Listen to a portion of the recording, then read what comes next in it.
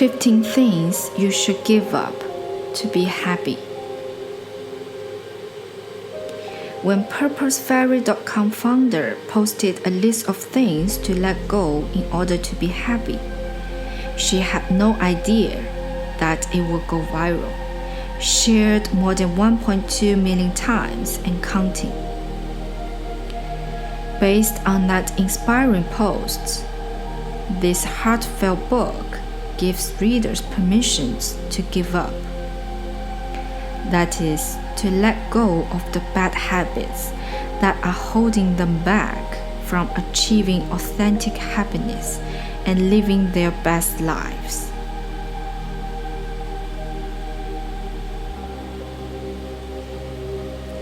Take a step back to reflect and give yourself permission to let things go.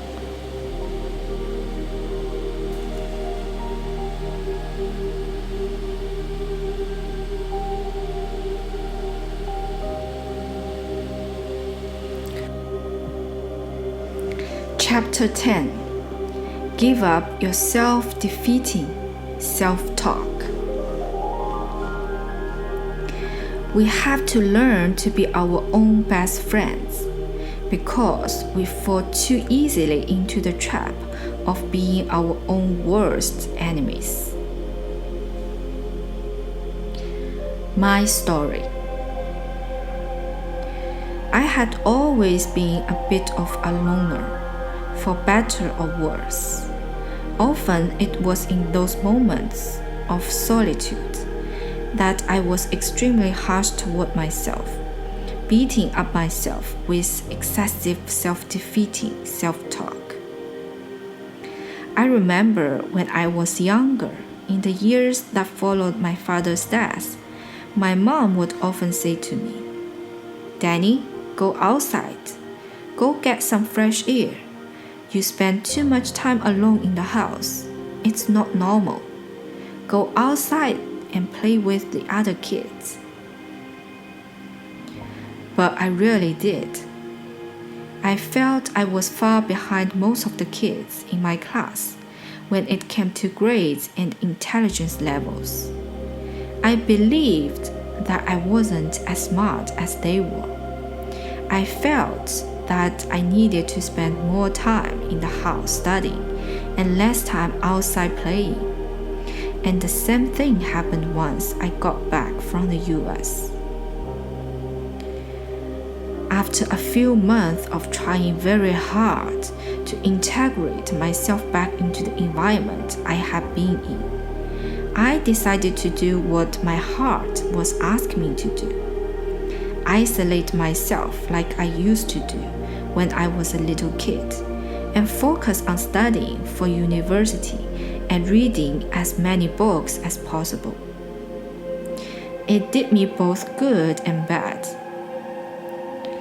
After I was done reading the personal development book Danny, my friend and the manager, gave me while I was in Orlando, I became very interested in reading and learning more about how to use the power of the mind to change old habits and create a happy life for yourself. So I started reading a lot of books in the field of psychology, psychologists, personal development, spirituality, religion, and more. I felt like there was something I needed to discover, and that all those books were going to help me do just that. That was the good news. The bad news was that when I locked myself in the house for weeks, not wanting to talk to anyone and not wanting to see anyone, the self-defeating self-talk returned with intensity and non-stop tenacity. I felt like I needed to be alone with myself, away from everyone to face myself, know myself, heal myself, and educate myself. I thought that if I could be alone, away from all those I believed were the cause of my pain, I was going to feel better. but I was wrong. Because I couldn't get away from my own internal self-defeating self-talk. I hated my own company.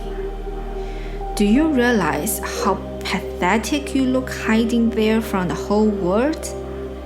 A nagging and hateful voice inside my head kept saying, "How long do you think you will be able to sit here alone in your miserable presence?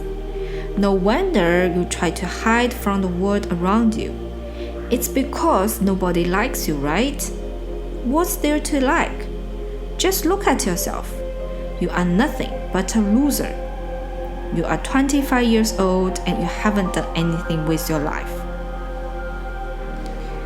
Why do you think your father never loved you? And why do you think Stephen left you?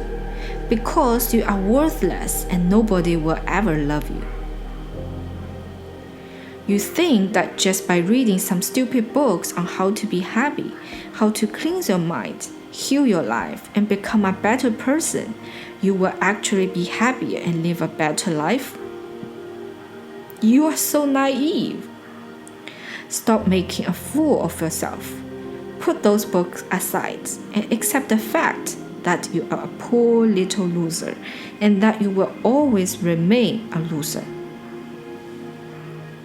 Ouch. I could feel my whole body being poisoned by all the toxic thoughts, by all the self-hate and anger. And no matter how hard I would try to stop myself from hurting myself, I just couldn't do it. And so, because I didn't know what else to do, I started praying. God, please make this pain go away. Make it stop. I can't handle any more pain. It's too much for me. Too much. Please, God, please help me. Make it all stop. Make it all end. Even though God never seemed to answer any of my prayers, and even though it felt as if whenever I was talking to God, I was in fact talking to the walls. After that night, for some strange reason, I felt a strong urge to write, to start a blog, and to write about all that I was going through, all that I was thinking and feeling. I resisted that urge at first, thinking that I had no idea how to write or what to write about. But because the urge to write kept bothering me, I eventually gave in, and that's how my blog, purposefairy.com, was born. In short, writing became my therapy, an outlet for turning the energy of my self-defeating self-talk into a ritual for positive self-improvement and self-growth.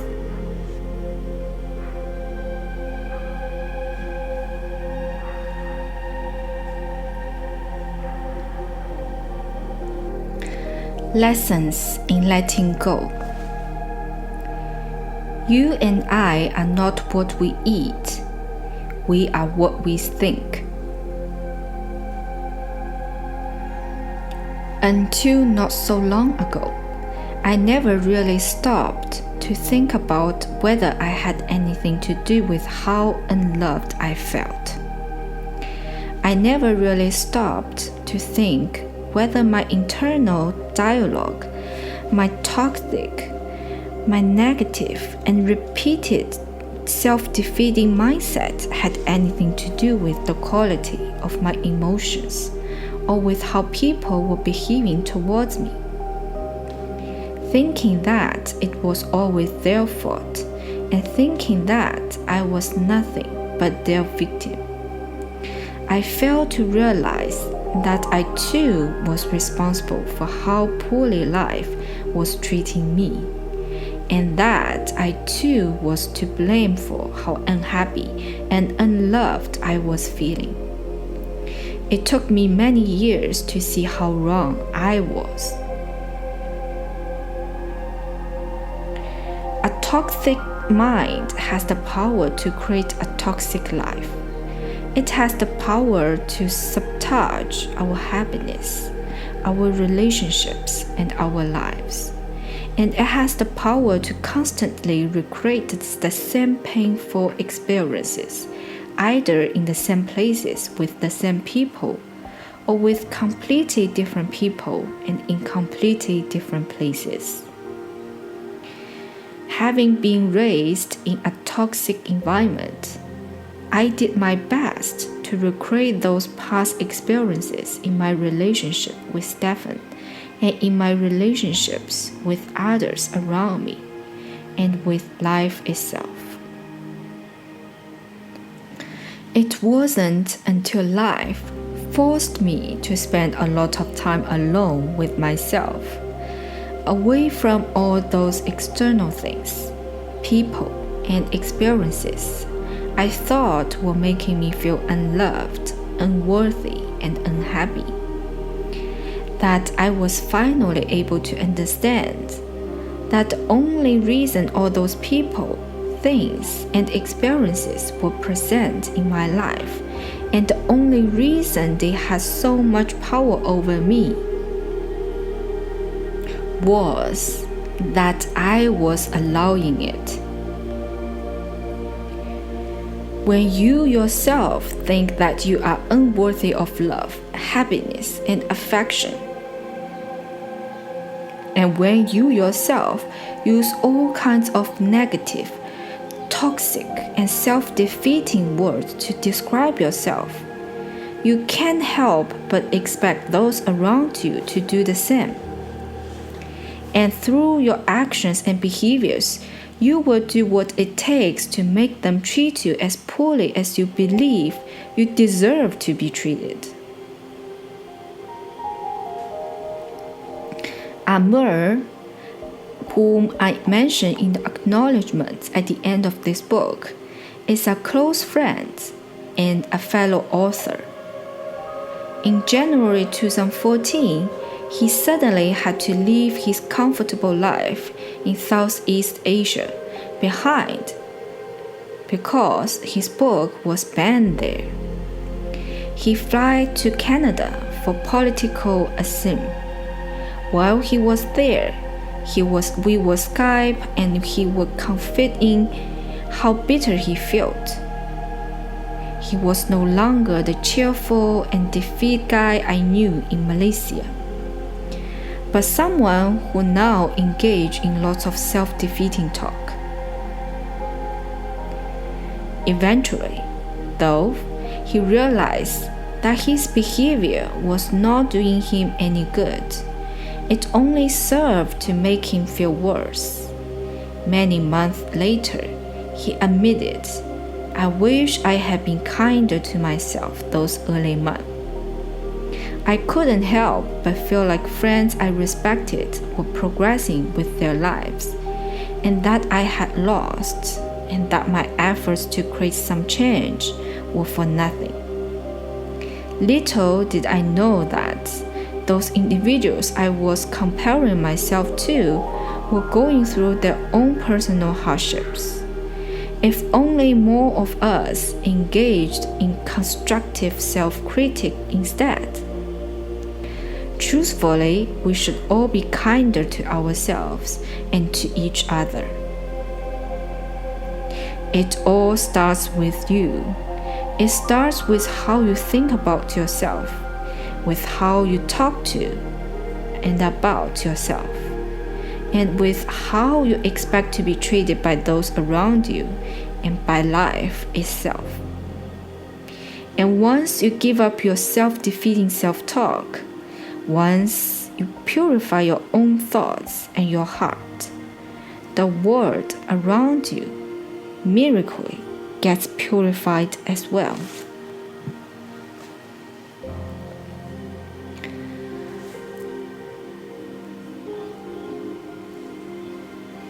The path to giving up.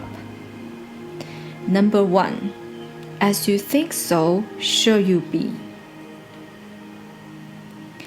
If you realized how powerful your thoughts are, you will never think a negative thought.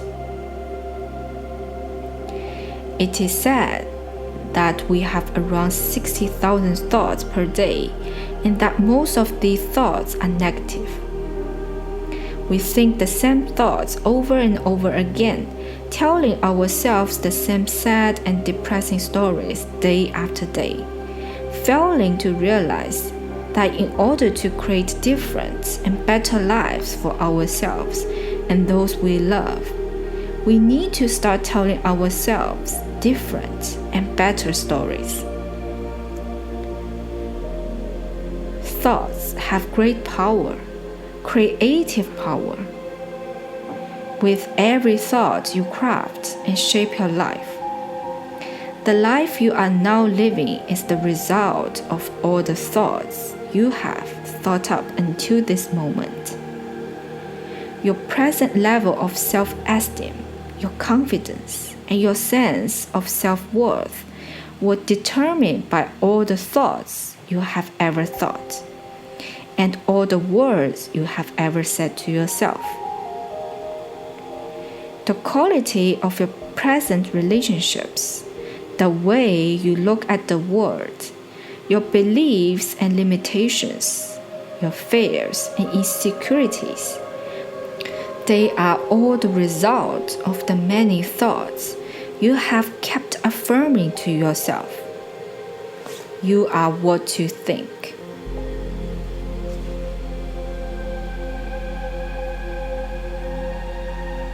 If the mind is pure, and if the thoughts you think are healthy, positive, and empowering, no matter how many horrible things happen to you, and no matter how poorly those around you treat you, you will always find a way to use those experiences to propel yourself higher in life, and not get caught up in the drama and become their victim. But if your thoughts are negative, toxic, and self-defeating, you will continue to be at the mercy of those painful experiences.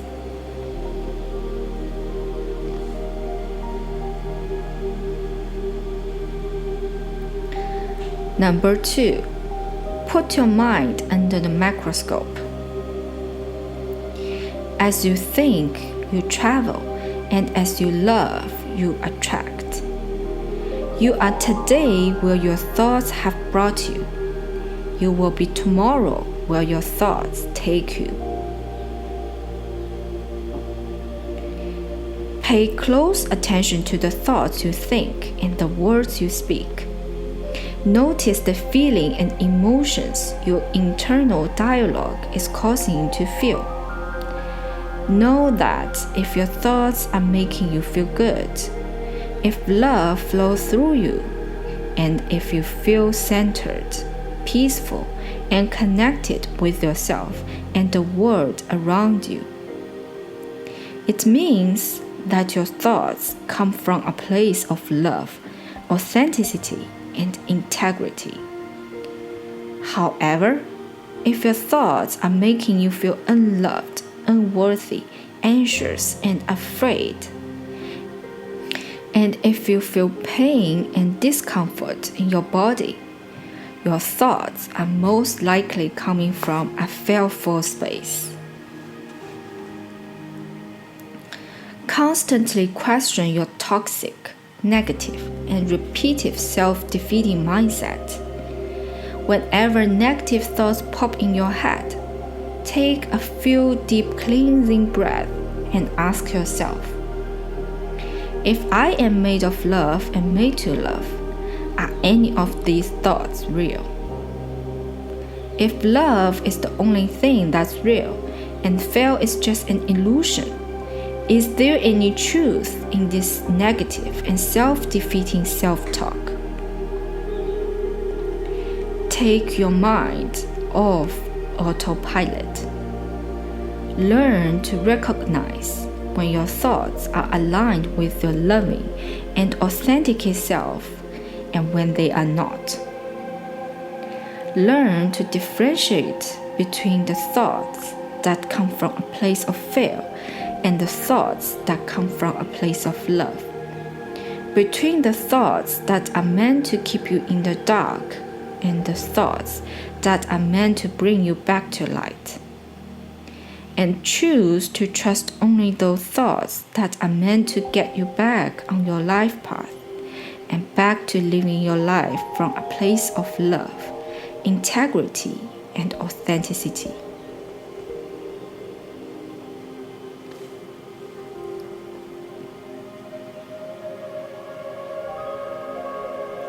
Number 3, act yourself into a new way of thinking. If you want a quality, act as if you already had it. Try the as if techniques. If you don't yet have a role model, someone who inspires and empowers you to become a better person and live a happier and more harmonious life, see if you can find this person somewhere out there. It really doesn't matter if you find this person in books, games, stories, or real-life experiences. It really doesn't matter if they are alive or not, if you have ever met them or not. All that matters is for you to find this person and then see if you can model their behavior, thoughts, and attitudes. Whenever you catch yourself going down a rocky path, whenever you sense that your mind is starting to bully you, using negative and self-defeating words to describe you and your life, ask yourself, if I were X or Y, how would I respond to this situation? What would be the thoughts that would run through my mind? What would be my attitude, my behaviors, and my internal dialogue? Having a positive role model will help give you courage, confidence, and a sense of direction. And it will make this process of mind cleansing and mind detox more exciting and a lot easier.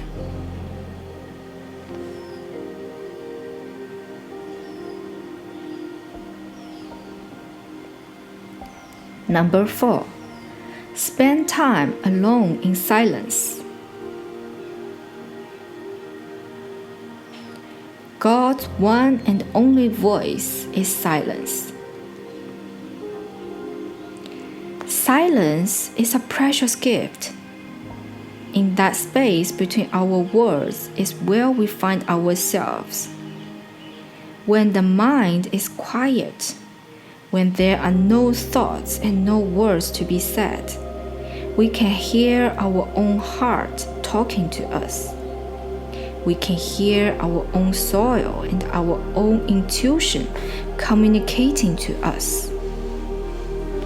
When we allow ourselves to be quiet, to breathe in and breathe out, without the need to force ourselves into saying another word or thinking another thought, that's when we can hear our inner voice, our heart, and intuition. That's when we can experience our own divinity, our own beauty and perfection. Take time from your busy schedule to be alone with yourself in silence, to quiet your mind, and to free yourself of all those negative, fearful, and toxic thoughts. To get in touch with that side of you that doesn't need words in order to communicate. Take time from your chaotic life to contemplate and to meditate, to familiarize yourself with your innermost thoughts and feelings, to know yourself, to accept yourself, and to learn how to love yourself, to empty your mind of all thoughts and to be at peace. Each night before you go to bed, spend at least 10 minutes meditating, releasing and let go of all the thoughts you have about what happened during the day and all the thoughts you have about the thing you need to do when you wake up. Release and let go of all thoughts of worry, stress, and fear. Let your mind rest, renew, refresh itself. Let yourself feel the peace, stillness, and tranquility that is always present deep within you. When you wake up in the morning, repeat this process. But this time, meditate on the feeling you would like to feel within you all throughout the day. Envision how you would like your day to unfold and feel the joy that comes from living each moment with awareness and a deep sense of love and gratitude. The more you do this, and the more time you spend alone in silence, the more your mind will be cleansed, and the easier it will be for you to think thoughts that come from a place of love.